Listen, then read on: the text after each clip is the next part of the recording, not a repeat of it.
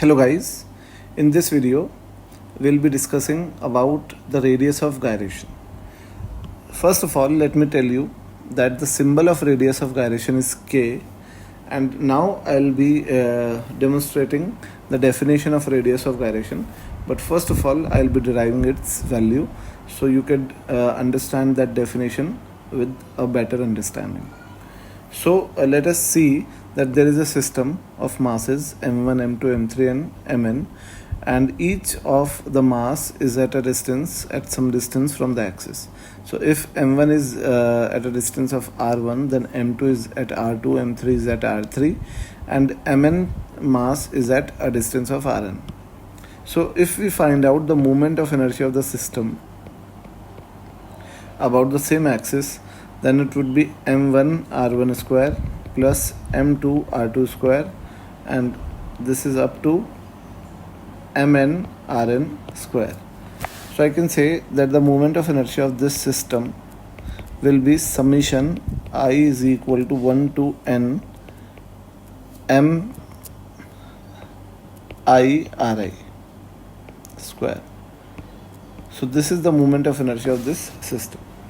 Now if we assume that there is a point which is at a distance of k from the same axis, so this is the same axis and there is a point which is at a distance of k from this axis, and if we assume the complete mass of the system to be concentrated at this point, so first of all the mass of the system would be m1 plus m2 up to mn.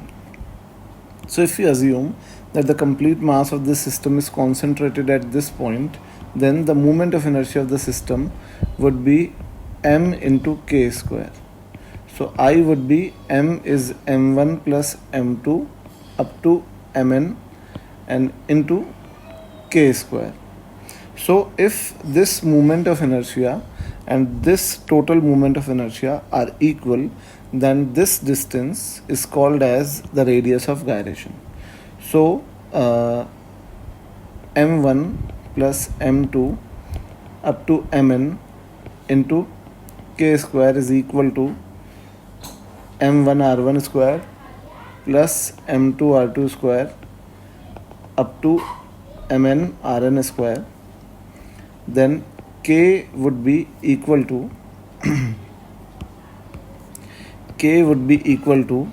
under root of m1 r1 square plus m2 r2 square up to mn rn square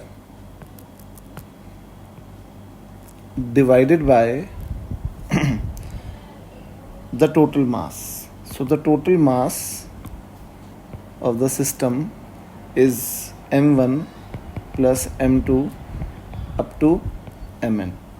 So let me write it on a fresh page, that k is equal to under root of m1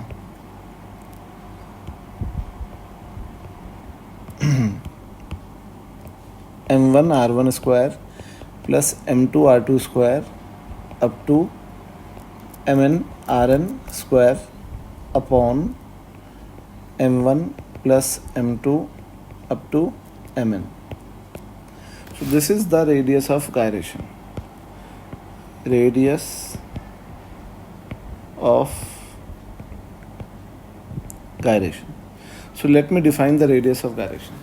So radius of gyration is actually the distance of any point from the axis of rotation, such that if we concentrate the total mass of the system at that point, then the moment of inertia of the system would remain the same.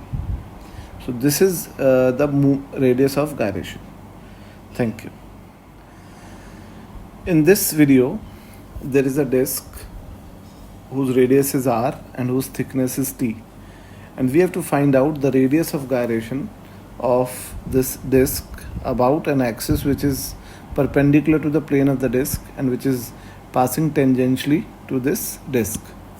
So we can see that the moment of inertia of the disk about its center of mass axis is m into r square by 2, and therefore the moment of inertia of this disk about this axis I would be I is equal to I com plus m r square. So I will be m r square by 2 plus m r square. So this would be 3 by 2 m r square.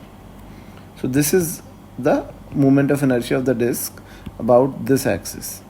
So I is equal to 3 by 2 m r square.